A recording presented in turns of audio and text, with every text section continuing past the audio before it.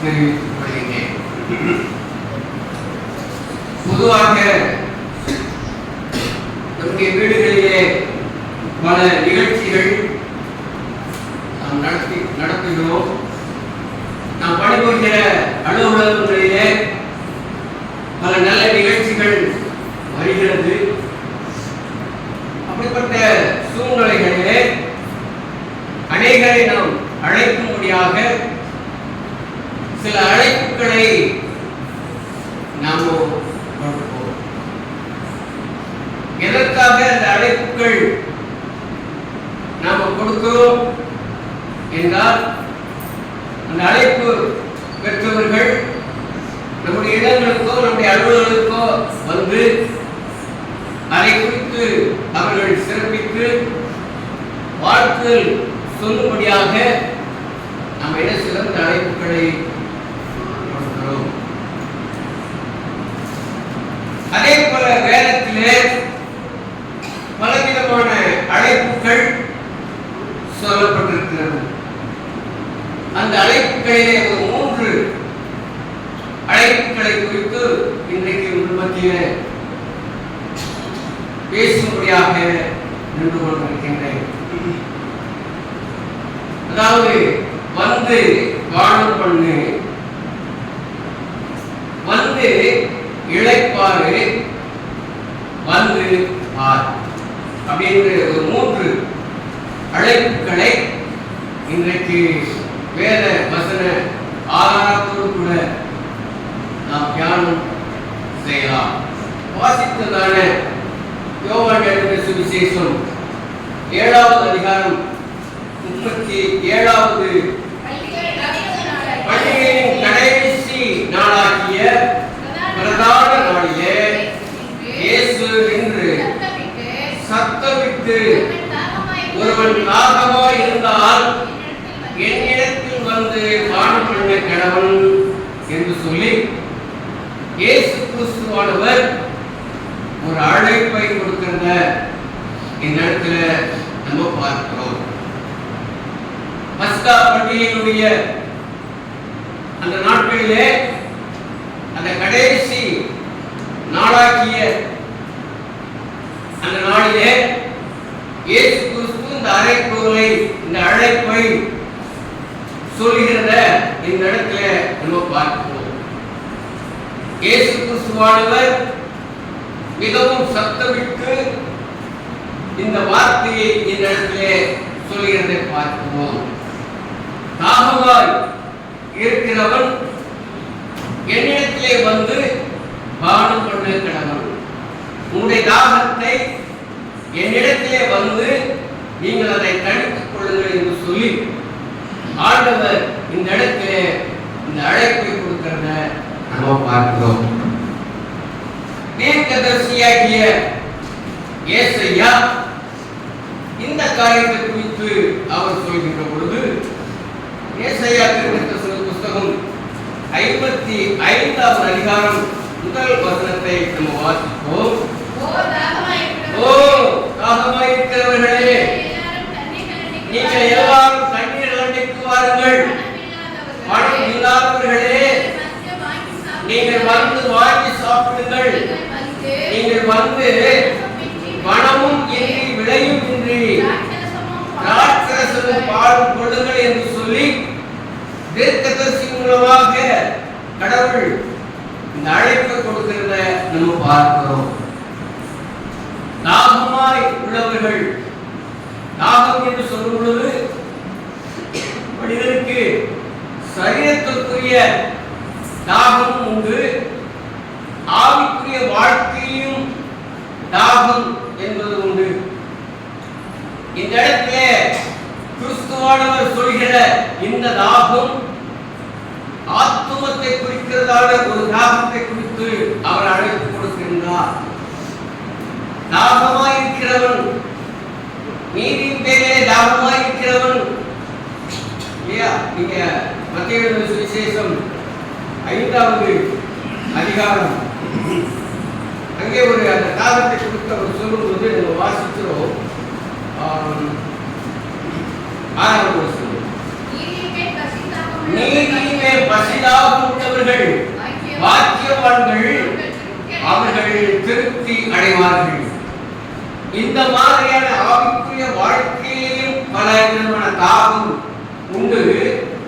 அந்த தாகத்தின் மீது இல்லையா, அந்த நீதியின் மீது யாரெல்லாம் பசி தாகத்தோடு கூட ஆவலாய் இருக்கிறார்களோ அப்படிப்பட்டவர்கள் என்னிடத்திலே வாருங்கள், நீங்கள் திருப்தி அடைந்து நடத்தை விட்டு நீங்கள் போகிறீர்கள் என்று சொல்லி ஆண்டவராக இயேசு கிறிஸ்து இந்த தாகத்தை குறித்து அழைப்பு கொடுத்து பார்க்கிறோம். பல விதங்களிலே நமக்கு அந்த தாகத்தை குறித்து சொல்ல முடியாமல் தவித்துக் கொண்டிருக்கிற சூழ்நிலைகள் பல நேரங்களிலே நமக்கு இருக்கின்றோம்.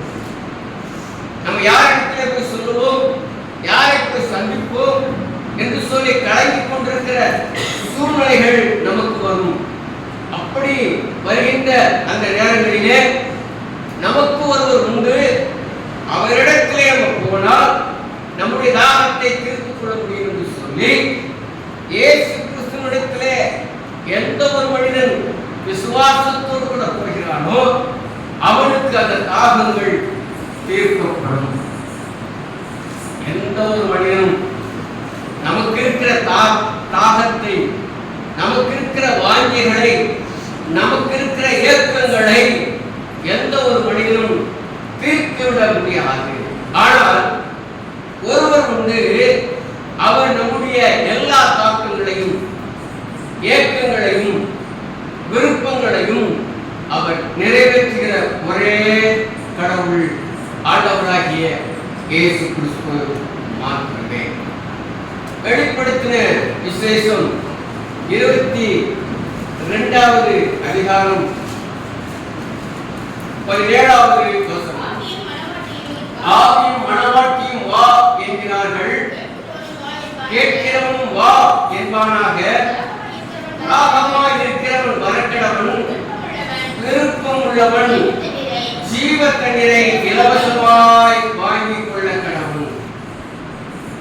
ஆண்டவர் கொடுக்கக்கூடியதான அந்த தண்ணீர் ஒரு காலமும் நம்முடைய வாழ்க்கையிலே தாகம் எடுக்காது. அது ஜீவ தண்ணீர் என்று சொல்லி ஆண்டவர் சொல்கிறார். அந்த ஜீவ தண்ணீரை ஒருவன் வருகின்ற பொழுது அவனுடைய வாழ்க்கையிலே என்றைக்குமே அந்த தாகம் வரவே வராது. ஒரு தரம் அந்த தாகத்தை அவர் நீக்கிவிட்டால் அதற்கப்புறம் நம்முடைய வாழ்க்கையில் அந்த தாகம் என்பது வரவே வராது. அதற்காக இங்கே சொல்கிறார், தாகமாய் இருக்கிறவன் என்னிடத்திலே வரக்கடவன். அப்படி வருகிறவனுக்கு நான் அந்த தண்ணீரை இலவசமாக நான் கொடுப்பேன். அதற்கு பணமும் கிடையாது, அதற்கு விலையும் கிடையாது. அதை இலவசமாய் வாங்கி ஒருவன் வருகின்ற பொழுது அல்லது குடிக்கின்ற பொழுது அவனுடைய வாழ்க்கையிலே தாகம் என்பது வரவே வராது என்று சொல்லி இயேசு கிறிஸ்து சொல்லுகிறதை நம்ம பார்க்கிறோம். யோவான் எழுதின சுவிசேஷம் 4வது அதிகாரம் 14வது வசனம். நான் கொடுக்கும் தண்ணீரை குடிக்கிறவனுக்கோ ஒரு காலம் தாகம் உண்டாகாது. நான் அவனுக்கு கொடுக்கும் தண்ணீர் அவனுக்குள்ளே நித்திய ஜீவகரமாய் இருக்கிற நீரூற்றாய் இருக்கும் என்று சொல்லி இயேசு கிறிஸ்து இங்கே சொல்கிறார். இங்கே ஒரு ஸ்திரீயை குறித்து பார்க்கிற ஒரு சம்பவத்தை இந்த இடத்துல இந்த அதிகாரத்தில் நம்ம வாசிக்க முடியும். சமாரியா தேசத்தில் உள்ள ஒரு ஸ்திரீ மத்தியான வேளையிலே தண்ணீர் முழுமையாக கிணற்றடியிலே வருகிறார். அப்படி வருகின்ற பொழுது இயேசு கிறிஸ்து அந்த கிணற்றடியிலே அமர்ந்திருந்து அந்த தண்ணீர் உள்ள வந்த ஸ்திரீயிடத்திலே தாகத்துக்கு எனக்கு தண்ணீர் தா என்று சொல்லி அவரிடத்திலே சம்பாஷணை பண்ணுகிறதை நம்ம பார்க்கிறோம். இவர்கள் சம்பாஷணை பண்ணினார்கள். ஆனால் இயேசு கிறிஸ்து இந்த இடத்திலே அவனிடத்திலே தண்ணீர் வாங்கி குடிக்கவே இல்லை. நீங்கள் அந்த சம்பவத்தை நீங்கள் முழுமையாய் படித்தீர்கள் சொன்னால் தெரியும். இரண்டு பேருமே பேசிக் கொண்டிருக்கிறார்கள், உரையாடி கொண்டிருக்கிறத இந்த சம்பவத்துல நீங்க பார்க்க முடியும். இப்ப இந்த இடத்துல தண்ணீர் கொள்ள வந்த அந்த சிறியிடத்திலே ஆண்டவர் கேட்கிறதான ஒரு அழைப்பு அல்லது கேள்வி என்னவென்று சொன்னால், நான் தாகமாக இருக்கிறேன், என்னுடைய தாகத்துக்கு நீ தண்ணீர் தா என்று சொல்லி கேட்கின்றார். இந்த இடத்திலே இயேசு கிறிஸ்து ஒரு யூதனாய் இருக்கின்றார், இவளோ ஒரு சமாரிய பெண்ணாய் இருக்கின்றார். இந்த யூதர்களுக்கு இந்த சமாரியர்கள் அருவருப்பானவர்கள் ஆகினாலே இவளுக்கு ஒரு ஆச்சரியம், நம்மை பார்த்து அருவருக்கின்ற இந்த யூத மனுஷன் என்னிடத்திலே தண்ணீர் கேட்கிறாரே என்கிற ஒரு சந்தேகம் அவளுக்குள் வருகிறது. ஆகினாலே இவள் ஒருத்தர் பேசிக் கொண்டிருக்கிற சம்பவத்தை இங்கே பார்க்கிறோம் இல்லையா? 9வது வசனம். யூதர்கள் சமாரியருடனே சம்பந்தம் களவாதவர்கள் ஆனபடியால் சமாரிய ஸ்திரீ அவரை நோக்கி, நீ யூதனாய் இருக்க சமாரிய ஸ்திரீயாக என்னிடத்துல தாகத்துக்கு தா என்று எப்படி கேட்கலாம் என்று சொல்லி இவர்கள் ஒருத்தர் வாதித்துக் கொண்டிருக்கிறத இந்த இடத்துல நம்ம பார்க்கிறோம். இயேசு கிறிஸ்து சொல்கிறார், ஏமா நான் கொடுக்கிற நீ கொடுக்கிற தண்ணி வந்து ஒரு மணி நேரத்துக்கோ அல்லது ஒரு 2 மணி நேரத்துக்கோ அந்த தாகத்தை அது தீர்க்கும். ஆனால் அது திரும்பவும் எனக்கு தாகத்தை கொண்டு கொள்ளும். ஆனால் நான் கொடுக்கிற இந்த தண்ணீரை நீ குடித்தே என்று சொன்னால் நித்திய ஜீவ காலமாக உன்னுடைய வாழ்க்கையில அது என்ன உண்டாகாது? தாகம் உண்டாகாது. அவளுக்கு புரியவில்லை. இவர் சாதாரண நாம் குடிக்கிற இந்த தண்ணீரை குறித்து சொல்லுகின்றார் என்று சொல்லி அவள் நினைத்துக் கொண்டிருந்தாள். ஆனால் இயேசு கிறிஸ்துவோ நித்திய காலமாய் கூறுகிறதான ரட்சிப்பை குறித்து சொல்லுகிற காரியம் என்பதை அவள் அறியாதவர்களாக அந்த இடத்தில் இருக்கின்றார். அவர் கொடுக்கிறதான இந்த ரட்சிப்பு நித்திய ஜீவ காலமாக அவளிடத்திலே தங்கி இருக்கக்கூடிய ஒன்று என்பதை அவள் அறியாதவளாக இருந்தாள். அதனால் இயேசு கிறிஸ்து இந்த இடத்துல சொல்கிறார், நான் கொடுக்கும் தண்ணீரை குடிக்கிறவனுக்கு ஒரு காலம் என்ன உண்டாகாது? தாகம். ரட்சிப்பு என்பது ஒரு தடவைதான். அந்த ஒரு தடவை பெற்ற அந்த ரட்சிப்பு நித்தியத்துக்கு போக வரைக்கும் உங்களையும் என்னையும் அது என்ன செய்யும்? வழி நடத்தும். அந்த ரட்சிப்பை நீ பெற்றுக்கொள்ள வேண்டும் என்று சொல்லி ஆண்டவராக இயேசு கிறிஸ்து அந்த சிறுமியிடத்திலே சொல்கிறார். இந்த வார்த்தைகளெல்லாம் அவள் கேட்ட மாத்திரத்திலே அவள் அங்கே இருந்து ஓடி மற்றவர்களுக்கு இந்த நல்ல செய்தியை சொல்லும்படியாக ஓடுகின்றார். கடைசிக்கு இயேசு கிறிஸ்து தண்ணி கொடுத்து ஊருக்குள்ள போயிட்டு அவர் என்ன செய்யறார்? நான் மேசியாவை பார்த்தேன், அவர் என்னோடு கூட சம்பாஷித்த சம்பாஷணையை நான் கேட்டேன், அவர் எனக்கு கொடுத்த இந்த ரட்சிப்பை நான் உங்களுக்கு கொடுக்கிறேன் என்று சொல்லி ஒரு சுவிசேஷத்தை அறிவித்த ஒரு பெண்ணாக இவள் இருக்கிறத இடத்தை பார்க்கிறோம். ஆண்டவர் சொல்கிறார், வந்து வாழும் பண்ணு. இந்த அழைப்பு அவளை ரட்சிப்புக்குள்ளாக வழி நடத்துகிறது. இதை கேட்டுக்கொண்டிருக்கிற அருமையான கர்த்தருடைய பிள்ளைகளே, ஆண்டவர் உங்களையும் என்னையும் பார்த்து என்னிடத்திலே வந்து வாழும் பண்ணு என்று சொல்லி ஒரு அழைப்பை கொடுக்கிறார். நீ இயேசு கிறிஸ்துவினிடத்திலே போய் உன்னுடைய தாகத்தை, உன்னுடைய விருப்பத்தை, உன்னுடைய செய்திகளை நீ என்றைக்காவது இப்படி சொல்லியிருக்கின்றாயா? இப்படி அழைப்பு கொடுக்கும் பொழுது நாம் அவரிடத்திலே போய் நம்முடைய தாகத்தை சொல்ல வேண்டும். அவரோடு கூட நாம் சம்பாஷிக்க வேண்டும். நாம் அப்படி செய்கின்ற பொழுது நமக்குள்ள இருக்கிற அந்த தாகத்தை ஆண்டவராக இயேசு கிறிஸ்து செய்ய முடியும், தீர்க்க முடியும். அவர் தீர்க்கின்ற பொழுது ஒரு திருப்தியை நம்ம செய்ய முடியும், பார்க்க முடியும். யோவான் எழுதின சுவிசேஷம் 10வது அதிகாரம் 10வது வசனம். திருடன் திருடவும் கொல்லவும் அழிக்கவும் வருகிறானே என்று வேறொன்றுக்கும் வரான், நானோ அவைகளுக்கு ஜீவன் உண்டாயிருக்கவும் அது பரிபூர்ணப்படவும் வந்தோம். வந்து பாடம் பண்ண என்று ஆண்டவர் சொல்கிற வார்த்தையிலே ஒருவன் அவரிடத்திலே போவான் என்று சொன்னார், அவனுடைய வாழ்க்கையில என்ன உண்டாகும்? ஜீவன் உண்டாகும், பரிபூர்ணமும் உண்டாகும். அப்போ ஒருவனுடைய தாகம் இந்த இடத்துல தீர்க்கப்படுவது மாத்திரமல்ல, அவன் நித்திய காலமாய் ஜீவன் உள்ளவனாய் பரிபூர்ணம் உள்ளவனாக அவன் என்ன செய்வான்? காணப்படுவான் என்று சொல்லி வேத வசனங்கள் சொல்கிறத நம்ம பார்க்கிறோம். 14வது அதிகாரம்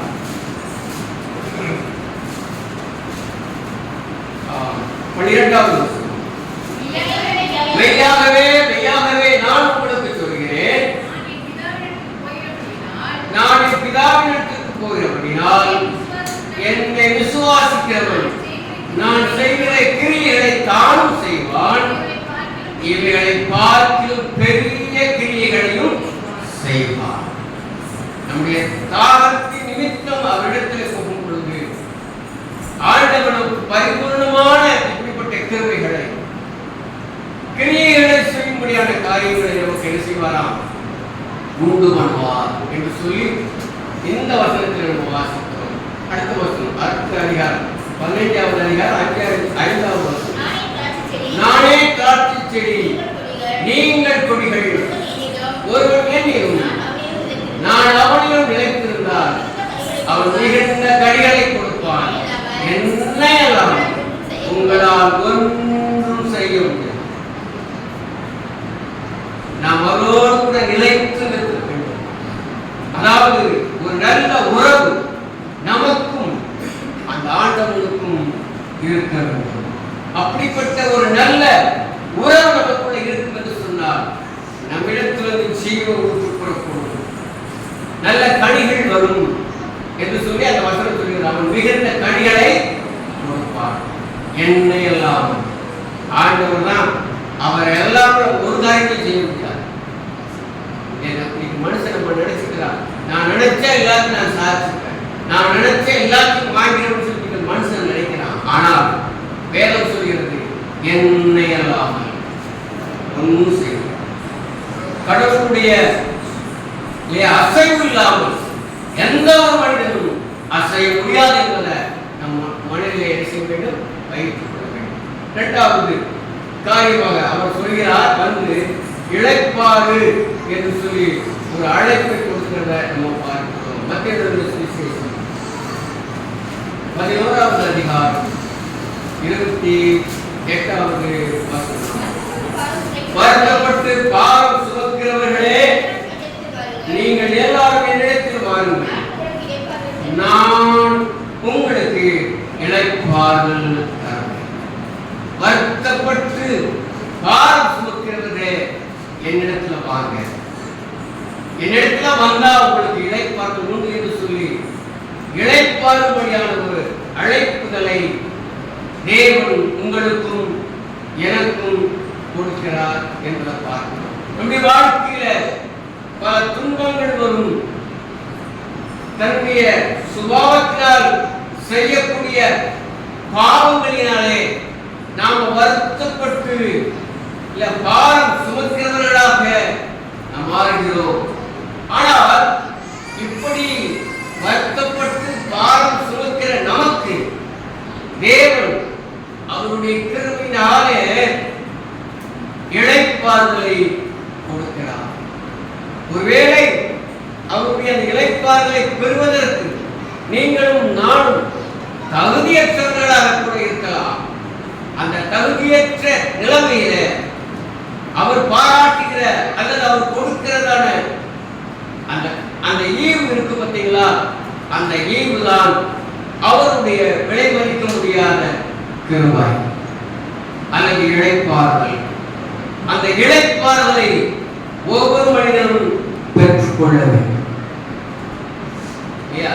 நமக்கு இந்த துன்பங்கள் வரும்போது, பாடுகள் வரும்போது, பிரச்சனைகள் வரும்போது நம்ம எங்கெல்லாம் போயிட்டு ஆலோசனை கேட்கிறோம். அதை விட்டுட்டு நீங்க அமைதியா தேவனிடத்துல போயிட்டு உங்க பாரத்தை நீங்க அங்க வச்சிருக்க. ஆண்டவர் கண்டிப்பா அதுக்கு ஒரு பதில். நான் நிறைய விஷயங்களில அப்படித்தான செய்து கொண்டிருக்கிறேன். யாருக்கும் போக மாட்டேன். எந்த பிரச்சனையும் நான் சொல்றேன், தவிர்த்து கொள்வேன்.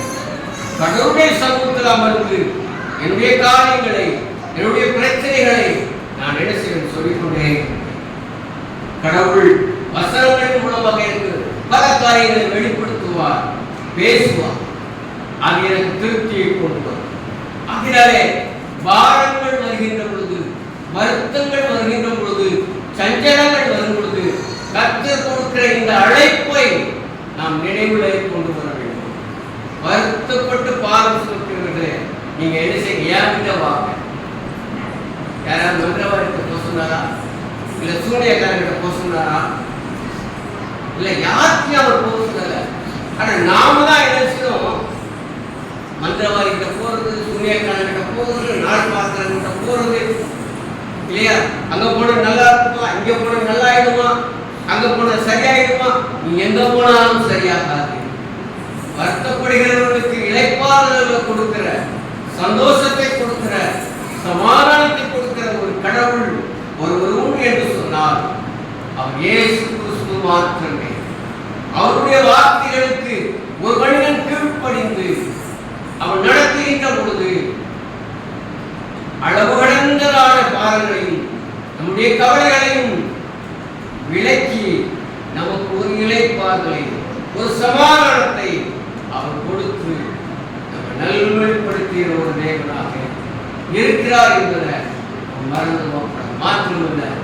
ஒவ்வொரு நாளும் நம்மை பலப்படுத்துவதற்கு, நம்மை தாங்குவதற்கு பரிசுத்த ஆவியானவருடைய ஒத்தாசையை, அவருடைய அனுக்கிரகத்தை நமக்கு கொடுத்து கொண்டே இருப்பார். ஆவியானவர் நம்ம கூடயே மனிதனை நம்பி போன என்று சொன்னால் உனக்கு இப்படிப்பட்ட ஒரு இளைப்பாறுதல் கிடைக்காது, உனக்கு சமாதானம் கிடைக்காது. ஆனால் நீ கடவுளை நம்பி உன் பாரங்களை கடவுளிடத்தில் நீ சொல்லும் பொழுது அவர் உன் பாரங்களுக்கு, உன் வருத்தங்களுக்கு அவர் நல்ல ஒரு பதிலை அவர் என்ன செய்வார்? எபிரேயருக்கு நிறுவனம் 4வது அதிகாரம், எபிரேயர் 16வது. நாம் இரக்கத்தை பெறவும் ஏற்ற சமயத்தில் சகாயம் கிருபையை அடையவும் தைரியமாய் கிருபாசனத்தினிடையிலே சேரப்படவும் என்று சொல்லி அந்த வசனம் சொல்கிறது. கடவுளிடத்திலிருந்து அந்த இரக்கத்தை, அந்த கிருபையை, அந்த இளைப்பாறுதலை, அந்த சமாதானத்தை நம்ம பெற்றுக்கொள்ளும்படியாக அவரிடத்திலே ஏற்ற காலங்களிலே எனக்கு உதவி கிடைக்கும் என்று சொல்லி நாம் நினைப்போம் என்று சொன்னார். தைரியமாக இயேசு கிறிஸ்துவிடத்திலே நாம் என்ன செய்ய வேண்டும்? சேரக்கலாம். அவரிடத்திலே போய் சேர்ந்து நம்முடைய காரியங்களை, நம்முடைய வருத்தங்களை, நம்முடைய வாரங்களை நாம் சொல்லும் பொழுது ஏற்ற சமயத்தில் அவர் என்ன செய்வார்? நமக்கு உதவிகளை செய்வார் என்று சொல்லி நாம் பார்க்கின்றோம். எலியா என்கிற ஒரு தீர்க்கதரிசியை குறித்து நாம் தியானிக்கலாம். 1 ராஜாக்களின் புஸ்தகம் 19வது அதிகாரம் 3 வாசிக்கிறேன். தன் பிராணனை காக்க யூதாவை சேர்ந்த பெயர் சபாவுக்கு புறப்பட்டு போய் அங்கே நிறுத்திவிட்டான். வனாந்தரத்தில் ஒரு நாள் பிரயாணம் போய் ஒரு சூறைச்செடியின் கீழ் உட்கார்ந்து நான் சாக வேண்டும் என்று கோரி, போதும் கர்த்தாவே, என்னுடைய ஆத்துமாவை எடுத்துக்கொள்ளும், நான் என் பிதாக்களை பார்க்கிலும் நல்லவன் அல்ல என்று சொல்லி ஒரு சூறைச்செடியின் கீழே படுத்துக்கொண்டு நித்திரை பண்ணினான். அப்பொழுது ஒரு தூதர்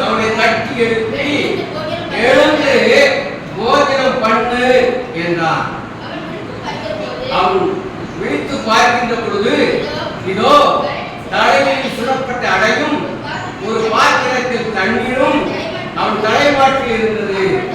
அப்பொழுது அவன் புசித்து குடித்து திரும்பவும் படுத்துக் கொண்டான். போதும். பின்னிடத்துல அந்த பொம்பளை இருக்கிறான அந்த பொம்பளைக்கு பயந்து அவன் ஓடி ஒழிகிறான். தீர்க்கதரிசிகளிலே மீதியாக இருக்கிற ஒரு மனிதன் இந்த எலியா, இவன் என்ன செய்கிறான்? இவனுக்கு பயந்து கொண்டு அவன் ஓடுகிறான். ஒரு சூரச்செடியை படுத்துக் கொண்டு போதுமானவர இந்த உலகத்தில் வாழ்ந்தது போதும், நான் செத்து போகிறேன் அப்படின்னு ஒரு விருப்பத்தோடு கூட அவன் படுத்துக் கொண்டு நான் நல்லவன் கிடையாது என்று சொல்லி ஆண்டவரிடத்தில் முறையிட்டு அவன் நித்திரை பண்ணி கொண்டிருக்கின்றான். அவனுடைய நித்திரை ஒரு சுகமான நித்திரையாக இல்லை, ஒரு நிம்மதியான நித்திரையாக இல்லை. மனதிலே அவ்வளவு ஒரு பாதிப்போடு கூட அவன் நித்திரை பண்ணி கொண்டிருக்கிறான். இந்த சூழ்நிலையிலே தேவதூதன் ஒருவன் அவனை தட்டி எழுப்பி, எழுந்திருப்பா, ரொம்ப சோர்ந்து போயிருக்கிற, நீ சாப்பிடு என்று சொல்லி அவனுக்கு அங்கே சுடப்பட்ட நல்ல ஒரு அடையை அங்க கொடுக்கிறத நம்ம பார்த்தோம். இரண்டாவது முறையும் அவன் அந்த தூதன் கொடுத்த அந்த அடையை சாப்பிட்டு அவன் படுத்துக் கொள்கிறான். இரண்டாவது முறையும் அதே தூதன் தட்டி என்ன செய்கிறான்? எழுப்பி போஜனம் பண்ணி, நீ ரொம்ப சோர்ந்து போயிருக்கிற அப்படின்னு சொல்லி இரண்டாவது முறையும் அவனை எழுப்பி அந்த அடையை கொடுக்கிறான். அவன் சாப்பிடுகிறான் இல்லையா? அப்போ அந்த தூதன் சொல்றான் 7வது வசனத்துல,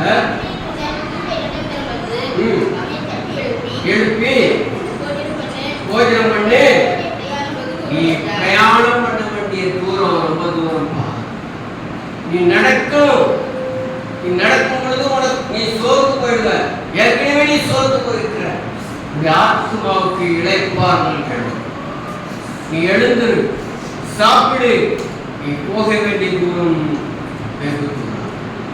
என்னை கேட்டுக்கொண்டிருக்கிற அன்பான கர்த்தருடைய பிள்ளைகள், நம்முடைய வாழ்க்கையிலே நம்முடைய ஆவிக்குரிய பயணத்துல போகின்ற இந்த பயணம் ரொம்ப தூரமான பயணம். அந்த பயணம் முடிவிலே நமக்கு ஒரு ஆச்சரியத்தை கடவுள் வைத்திருக்கிறார். அதுக்குள் நம்ம பிரவேசிக்க வேண்டும் என்று சொன்னால் போற வழியிலே நிறைய உனக்கு பிரச்சனைகள் வரும், உனக்கு சோர்வுகள் வரும், தாகம் வரும், பசி வரும், பட்டினி வரும், எல்லாமே வரும்.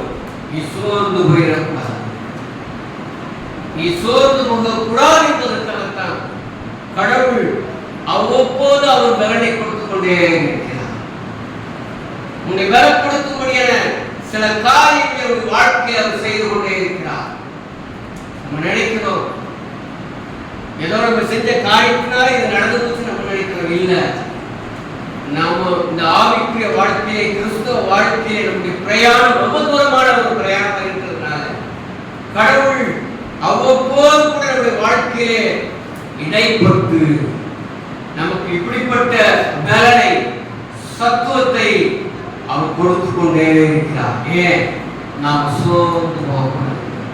அதனால்தான் நீ வருத்தப்பட்டு பாரம் சுமக்கிறவனாய் இருப்பாய் என்று சொன்னால் என்னிடத்தில் நான் உனக்கு அந்த இளைப்பாறுதலை கொடுப்பேன் என்று சொல்லி ஆண்டவர் சொல்லியிருந்த பார்க்கிறோம்.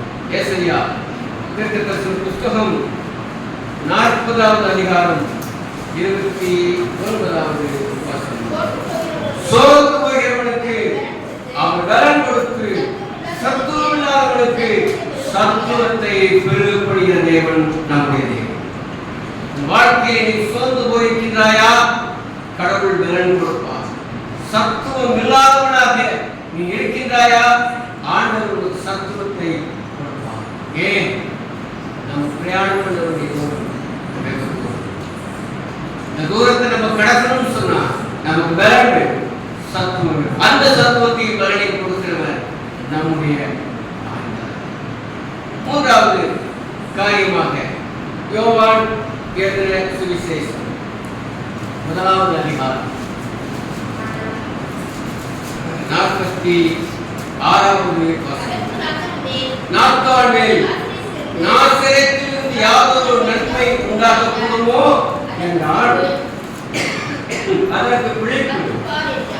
வந்து பார்.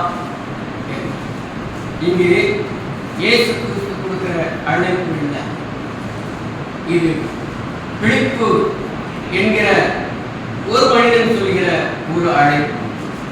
இது யாரை குறித்து இந்த அழைப்பு அவன் விடுவிக்கிறான் என்று சொன்னால், நாத்தான்வேல் என்கிற மனிதனை குறித்து இந்த அழைப்பை அவன் கொடுக்கிறான். என்ன நடக்கிறது இல்லையா? அவன் சொல்றான், நாசரேத் என்கிறதான இந்த ஊரை குறித்து பிலிப்பு இந்த நாத்தான்வேலிடத்தை பேசிக் கொண்டிருக்கிறான். அப்படி பேசிக் கொண்டிருக்கிற வேளையிலே நாத்தான் சொல்கிற ஒரு வார்த்தை, இந்த நாசரேத்திலிருந்து ஏதாவது ஒரு நன்மை வரக்கூடுமோ என்று சொல்லி இலக்காரமான ஒரு வார்த்தையை அவன் சொல்கிறான். ஏனென்று சொன்னால், இந்த நாத்தான்வேல் ஒரு கலிலேயன். நாசரேத் என்பது அன்றைக்கு ஒரு அருவருக்கப்பட்ட, எல்லாராலும் வெறுக்கப்பட்ட ஒரு ஊராக, ஒரு சின்ன ஒரு ஊராக இருந்தது. அப்போ இந்த நாசரேத்திலிருந்து எந்த ஒரு நன்மையும் இதுவரைக்கும் வந்ததில்லை என்பது யூதர்களுடைய ஒரு வழக்க பேச்சாக இருந்தது. ஆகையாலே இவன் ஒரு கலிலேயனாக இருந்தபடினாலே இவன் சொல்கிறான், இந்த நாசரேத் விளங்காத ஒரு ஊர், இந்த ஊரில் இருந்து ஒரு நன்மையும் வராது, அது ஒரு ஊரா என்று சொல்லி அவன் ஒரு இலக்காரமாக பேசின பொழுது பிலிப்பு சொல்கிறார், நீ வந்து இந்த அழைப்பை ஏற்று அவன் போகிறான். அவன் கண்ட ஒரு அதிசயம் என்னவென்று சொன்னால், 48 நாத்தான்வேல், அதாவது இந்த 47 நம்ம வாசிக்கிறோம். இயேசு நாத்தான்வேலை தம்மிடத்திலே வரக்கண்டு அவனை குறித்து உத்தம இஸ்ரவேலன் என்று சொல்லி நாத்தான்வேலை பார்த்து இயேசு சொல்கிறார்.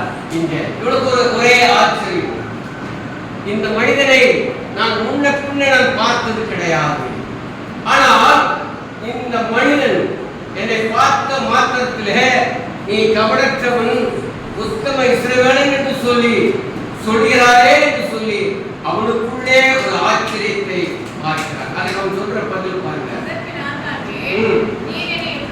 நீ என்னை எப்படி அறிவீர் என்றால் அவனை நோக்கி,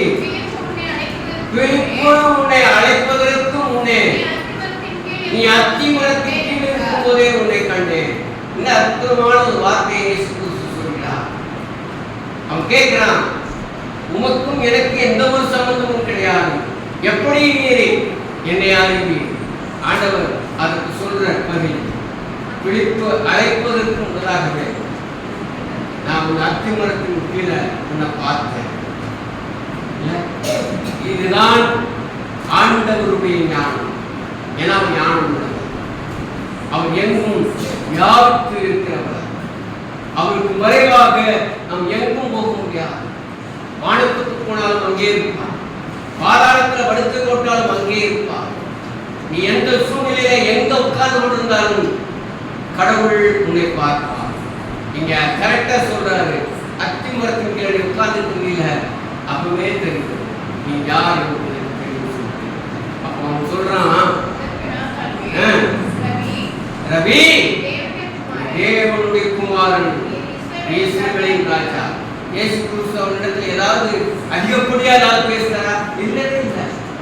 அத்திமரத்தின் கீழே உன்னை பார்த்தேன்னு சொன்னாரு. சொன்ன ஒரே ஒரு வார்த்தை அவனிடத்தில் புறப்படுகிறது, ஒரு பெரிய ஒரு அறிக்கை புறப்படுகிறது இல்லையா? நீ தேவனுடைய குமாரன். யாராவது சொல்லி கொடுத்தாங்க மாத்தங்களுக்கு, இவன் தேவனுடைய குமாரன் என்பதை அவன் ஒரு நாள் மரியாதவன். அவன் கேட்ட கேள்வி என்ன? நாசரேத்திலிருந்து ஒரு நன்மை பிறக்குமோ என்று சொல்லி, இப்போ அந்த நாசரேத்திலிருந்து வந்த அந்த நன்மையை அவன் கண்ணால் காண்கிறான். அந்த நாசரேத்திலிருந்து புறப்பட்டு வந்தது யாரு? உங்களையும் எதையும் படைத்ததான ஆண்டவராகிய இயேசு கிறிஸ்து. இந்த இயேசு கிறிஸ்துவை அவன் கண்ணார பார்க்கிறான். இவர் தேவனுடைய குமாரன். என்ன ஒரு சாட்சி பார்த்தீங்களா? இவர் இஸ்ரவேலுடைய ராஜா என்று சொல்லி அவன் சாட்சி சொல்கிறான். வந்து இயேசு கிறிஸ்துவிடத்தில் நீ வந்து வா. அவன் யார் என்பதை அவர்களுக்கு உணர்த்துவான்.